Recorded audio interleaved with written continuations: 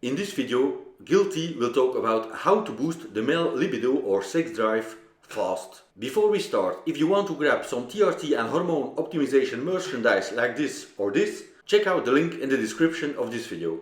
TRT and hormone optimization channel. I was on the channel before, so I've been following the channel, watching it every now and then, so be sure to check them out. Consider subscribing, hit that notification bell, and you'll be on your way. Consider becoming a channel member for exclusive features. On desktop, use the join button next to the subscribe. On mobile, use the join link in the description. So, what's the best libido enhancing supplement stack? Okay, without getting into specific products, the best way to enhance your libido, hands down, is to remove as much stress from your life as possible. Because most of the time, it's not a lack of libido that is the issue, it's the inhibition of libido by external factors. If you took away every stressful aspect in your life and your biochemistry and your hormones and everything else was already in check, you sleep well, you're not deficient in sex hormones, and yet you still suffer from low libido, I can guarantee you there are things weighing you down on your mind that are preventing this from happening.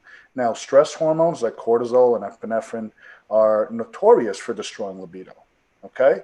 Think of it this way. Let's go back to our primitive caveman days. Okay?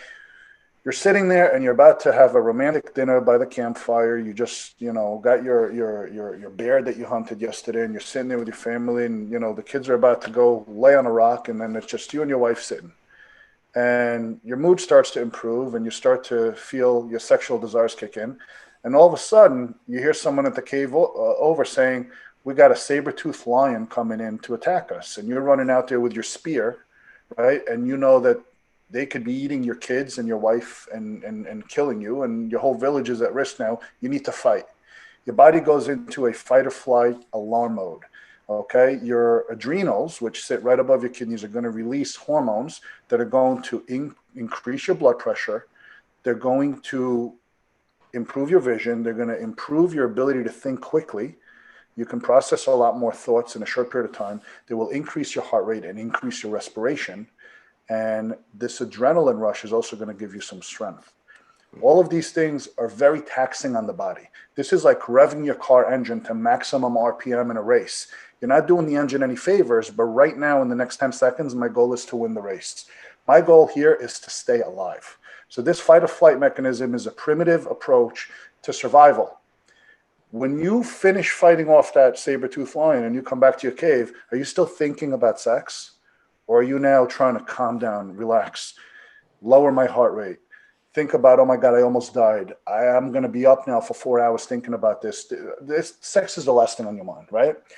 Now, today, we don't have a saber-toothed lion knocking on our garage door, running at us where we have to spear them. Today, we have mortgage, we have jobs, we have traffic, we have taxes, we have potholes and flat tires and kids in schools or pandemics or whatever the hell is going on in the world. And we're chronically and constantly releasing stress hormones. So this hormone that's designed for survival has now got us in a panic state of surviving through today into tomorrow and then doing it all over again. That is what is killing your libido. You're not going to take a magic pill and make that go away. Learn to relax. And I know it's easier said than done because I'm guilty of it as well. I mean, we all suffer from stress in our life, right? But at the end of the day, if you learn to focus and you learn to breathe and you learn to relax and you learn to take downtime for yourself and you learn to do something every day, even if it's for 15 minutes, that puts you at peace, that puts you at ease. When our cell phones freeze, what do? We reset them. And then all of a sudden they work great. And then a couple of days, they may freeze up again.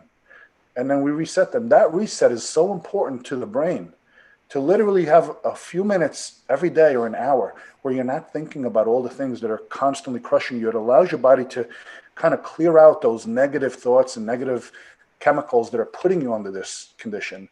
And you'll notice that when you're more relaxed, your libido will tend to come back. Now, again, if it is an underlying biochemical issue where you truly have a deficiency, fix it. But fixing the deficiency in and of itself will not improve your libido so long as there's something weighing down on your chest that is not allowing you to breathe. I guess a lot of viewers will be a bit disappointed if you don't name any supplement here in this video. So I might ask about the Viagra or Cialis. Here's the thing. These medications, their mechanism of action is not a neurotransmitter effect. They are not feel-good type of medications. Where do the erectile dysfunction drugs come in with improving libido? I'll tell you. All they do is they're vasodilators. Simple. PDE5 inhibitors prevent an enzyme that constricts blood vessels. So they allow your blood vessels to expand, improving circulation systemically. Okay? So when you have better circulation, you have better erections. When you have better erections, you have more confidence. When you have more confidence, your desire to perform may increase if a lack of erectile quality was causing anxiety and stress that made you avoid the task at hand. So if your libido was crushed by a lack of confidence, or what we call performance anxiety, because of the poor quality of your erections, that is where the PDE5 inhibitor classes like Viagra, Cialis, Levitra, etc., are going to improve your libido. They do not have a direct mechanism of improving libido in the brain, short of just improving confidence.